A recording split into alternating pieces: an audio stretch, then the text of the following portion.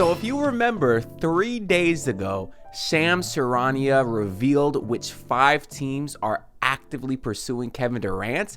And in my video about that report, I said this. Now, the real exciting news that we could potentially get soon is what teams Kevin Durant himself is actually interested in. Well, yesterday we got that news as Shams reported Kevin Durant's personal preferred trade destinations, which were the Houston Rockets, San Antonio Spurs, and the Miami Heat, which was just some really exciting news on an overall wild night for South Florida sports. Me personally, I was at the huge Inter Miami Club World Cup game with my guys Adam and Gad, who y'all might know from Heat Twitter. And while I was there in this very important game, I was also watching on my phone the Florida Panthers Game 5 of the Stanley Cup, which they got a huge win. Shout out to Brad Marchand. My God, that kid is good.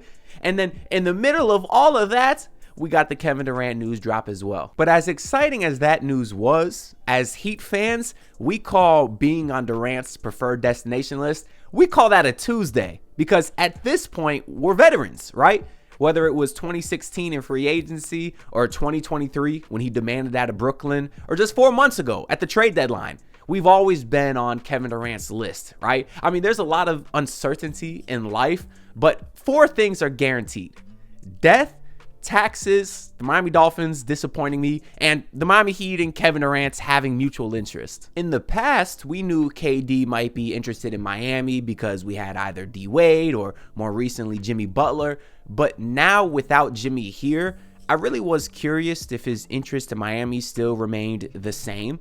Even yesterday, a lot of Heat fans were freaking out because some guy named Rich Kleiman posted a picture on Instagram of Jimmy and KD hanging out together at a PSG event. And a lot of Heat fans were thinking, oh no, Jimmy's going to get in KD's ear and say, oh, the Heat are a bad organization, you don't want to go there. And I'm just looking at everybody freaking out and I'm like, y'all know that Jimmy also hates the Minnesota Timberwolves, right? And maybe even more.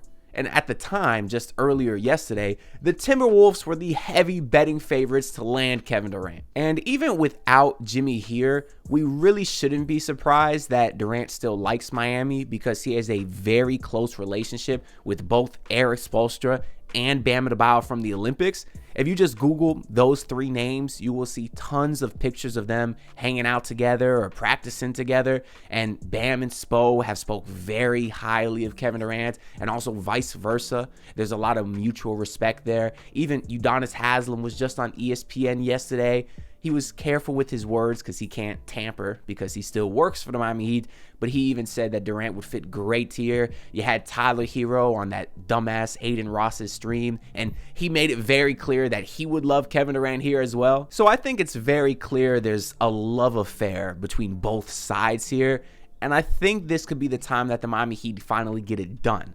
Now, the report yesterday from Shams, I do think was even more interesting because of the timing of it, because just about an hour before that, we got a report from The Athletic that stated Kevin Durant's official preferred trade destinations were in, and that was the Houston Rockets and San Antonio Spurs. No mention of the Miami Heat. And then shortly after that report, they followed it up with another one saying that Durant's preferred destination won't necessarily even be a factor where the Phoenix Suns end up trading him. So that made a lot of people think that a deal was getting close with the Timberwolves, because then Kevin Durant's camp had to play a little bit of defense and say, hey, KD don't want to go to Minnesota. He will not re-sign. The only teams that he would re-sign with is Houston, San Antonio, and Miami. Although I don't personally believe that Minnesota was necessarily close, because it's also been widely reported that a deal with them is near impossible before July 1st. And that's because of their current salary cap situation, because the new league year technically starts on July 1st. Everything before that is still counted as last season, in which the Minnesota Timberwolves were above the second apron, meaning that they cannot aggregate contracts in a trade, making this whole situation very difficult. Unless the Timberwolves were able to shed enough salary in a Kevin Durant trade to where they're under the second apron by the time the trade completes, because then by rule they would be allowed to aggregate contracts. But again, you're just talking about making a trade much more complicated than it would be with some other teams. I guess the only other possibility is that maybe the Wolves and Suns can agree in principle to a trade, but it wouldn't become official until after July 1st.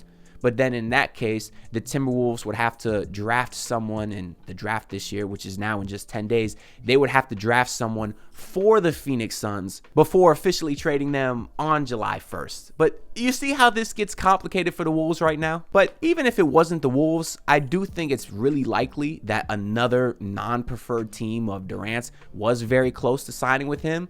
That's why KD's camp came out and said, hey, this is where KD will resign, because I find it highly unlikely that anybody outside of the Spurs, Rockets, or Heat trades for Kevin Durant now, because it would be completely incompetent to trade for a 37-year-old on a one-year rental. It'd be stupid. He's got 1 year left on his deal. He could walk after this season. You don't do that for a 37-year-old.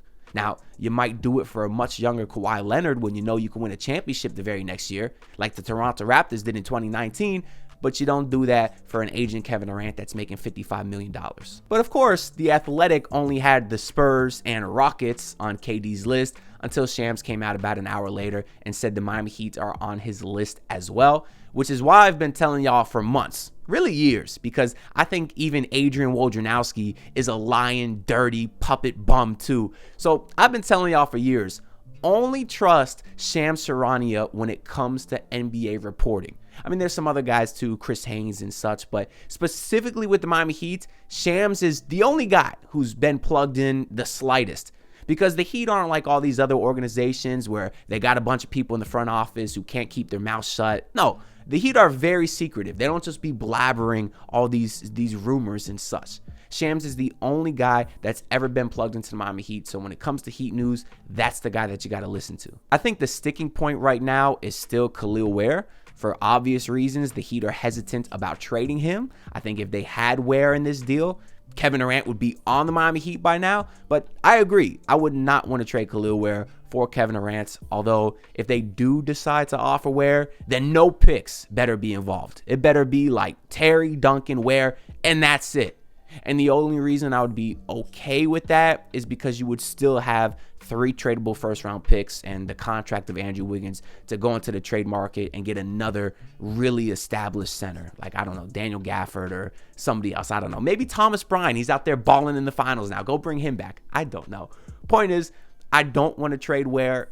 But if I do, there'd be no picks involved. I think they really want a center or somebody that could play well next to Devin Booker, because for the last few years, the fit next to Booker has been terrible, like bringing in Bradley Beal. Why would you bring in another ball-dominant 2-guard when you already have one? That doesn't make a lot of sense to me. I'm not saying that Booker can't play off ball. I think he can, but the fit with Bradley Beal and Devin Booker and Kevin Durant, that was always stupid. Like, we all knew that.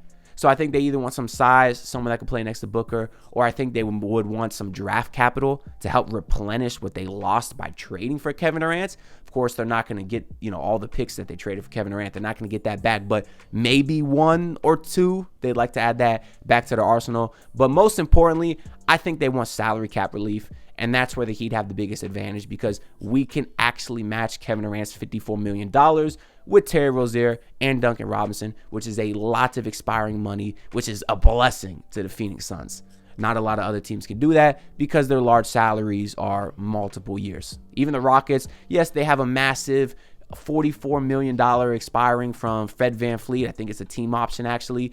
But you still got to match another $10 million. Dylan Brooks makes multiple years. Some of the other guys make multiple years. So it's difficult to match exactly $54 million on expiring money. That's one of the reasons I think the Suns might not even want Wiggins, because he's still got 3 years left on his deal. Now, he does fit next to Devin Booker, so maybe that would interest them. But in general, I do think the Heat have an advantage when offering the Suns salary cap relief.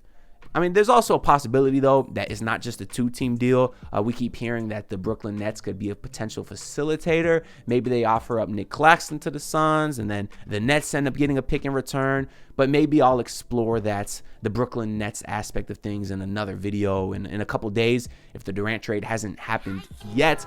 But we'll see what happens. Either way, that's all I got to say for this video. Let me know your thoughts down in the comments below, because I'm very curious to hear what y'all think. Make sure to like the video and subscribe, because I'll see y'all in the next one. Peace out, everyone. Look, pull up in your city, tryna get that dead face. Do it on my own, I don't need no dead weight. Had to kill him off, yeah, I need a head space. You know this homegrown bitch don't offend me.